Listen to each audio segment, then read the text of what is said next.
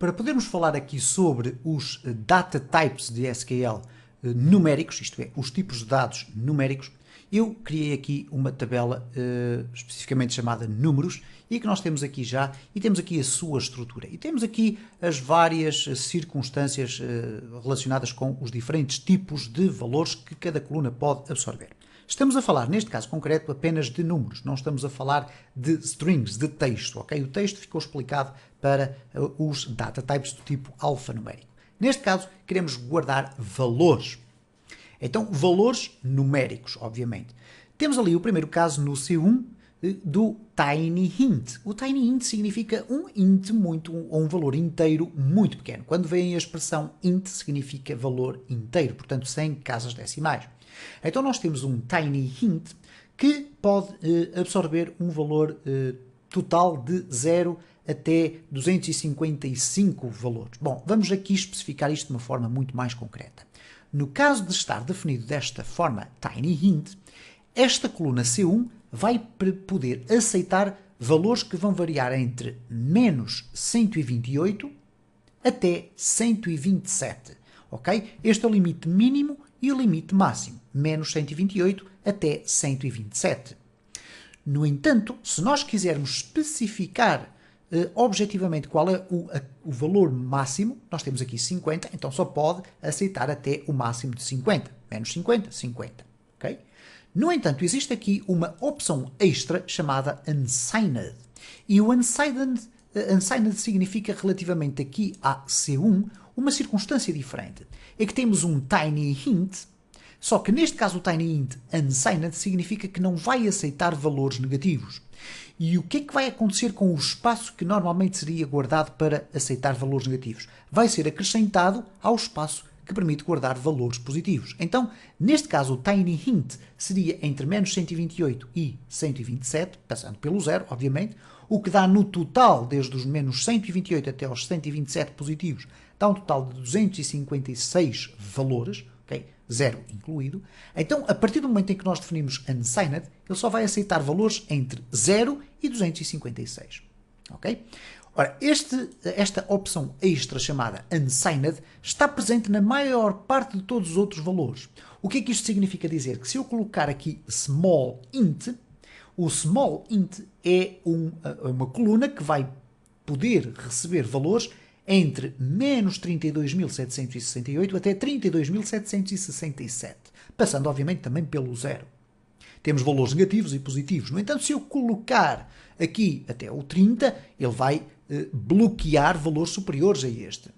O small int unsigned, o que é que vai permitir fazer? Em vez de termos menos 32.768 até 32.767, portanto, um espaço negativo e um espaço positivo, ele vai remover o espaço negativo e vai acrescentar esse espaço ao espaço positivo. O que quer dizer que um small int permite receber valores entre 0 e 65.535.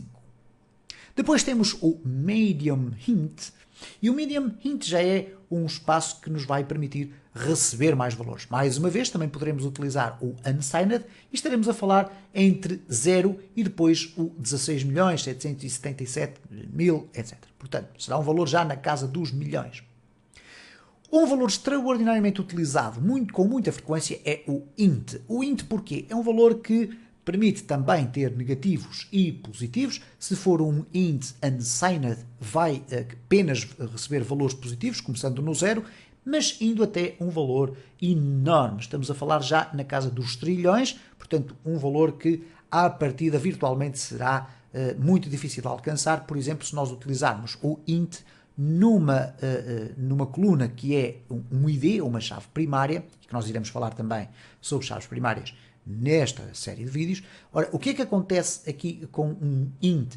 Se nós formos incrementando de linha a linha o int de 1 em 1, é muito difícil atingirmos, ou virtualmente ilimitado, atingirmos o seu limite, porque estamos a falar de um valor que não é nada mais nada menos do que este, que eu vou colocar aqui, ok?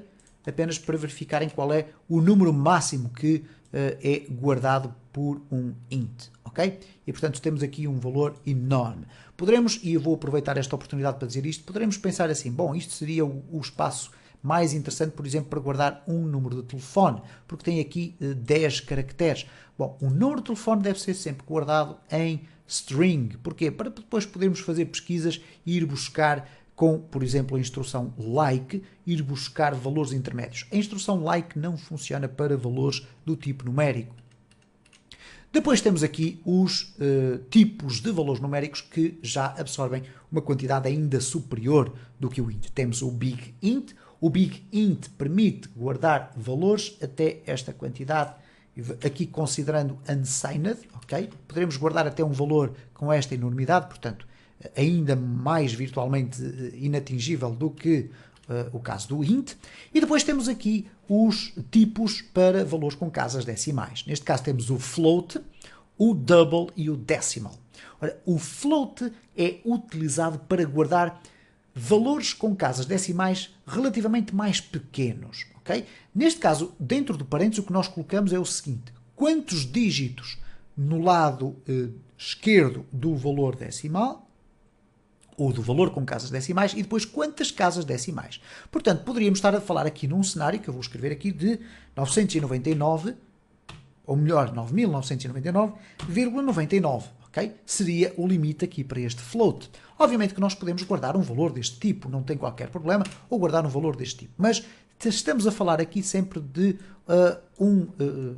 valor com casas decimais relativamente mais pequeno, ok? E vocês poderão questionar, mas porquê que nós temos diferentes tipos para guardar mais pequenos ou maiores? Porque depois, em termos de registro, de footprint dentro da base de dados, os valores, se estiverem configurados para ser, por exemplo, tiny int, vão ocupar muito menos espaço em termos de bytes do que, por exemplo, um big int, ok? Um big int vai ter necessidade de reservar um conjunto de bytes superiores e, portanto, a nossa base de dados fisicamente vai ficar maior se nós estivermos a utilizar big int. Ora, imaginem que nós só queremos guardar valores do tipo 0 até 10 e vamos usar um big int. Não faz qualquer sentido. Nós devemos sempre redimensionar o tamanho necessário das nossas colunas, ou o tipo das nossas colunas, para aquilo que será o funcionamento normal dos registros que vão entrar na nossa tabela.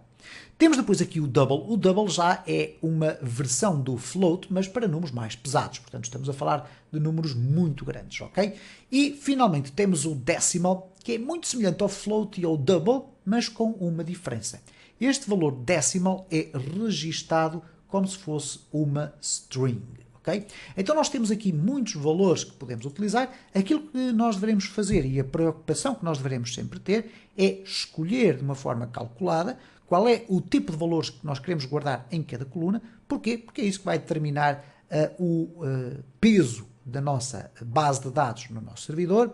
E se nós estivermos a trabalhar com uma base de dados com alguns milhões de registros, o facto de escolhermos tiny int ou escolhermos big int pode significar uma diferença substancial no tamanho da nossa base de dados.